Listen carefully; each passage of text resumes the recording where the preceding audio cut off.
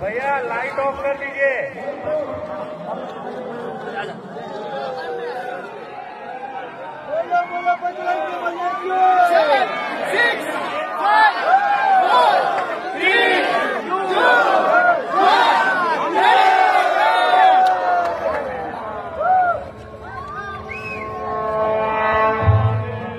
సర్వ మానవాళికి రక్షకుడు, మనకు కొండంత అండగా నిలిచేవాడు, మనసులో తలచిన వెంటనే గుండెల నిండా ధైర్యాన్ని నింపగలిగే మహాయోధుడు, అభయహస్తంతో ఎల్లవేళలా మనల్ని కాపాడే ఆ పవనపుత్రుడి ఇప్పుడు మనసారా స్తుతించుకుంటూ శ్రీ పంచముఖ ఆంజనేయ స్వామిగా అవతారమెత్తిన కథ దృశ్య రూపంలో తిలకిద్దాం రండి.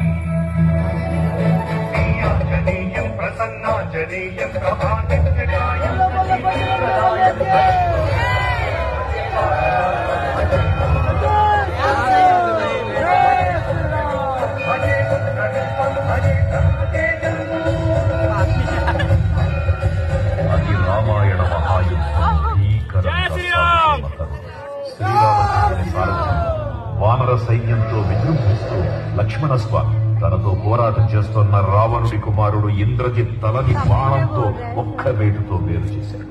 ఇంద్రజిత్ మరణ వార్త విన్న రావణుడు ఆవేశంతో ఊగిపోయాడు. ప్రతీకారం కోసం పాతాళ లోకాధిపతి తన సోదరుడు అయినటువంటి మహిరావణుడి సహకారం కోరాడు.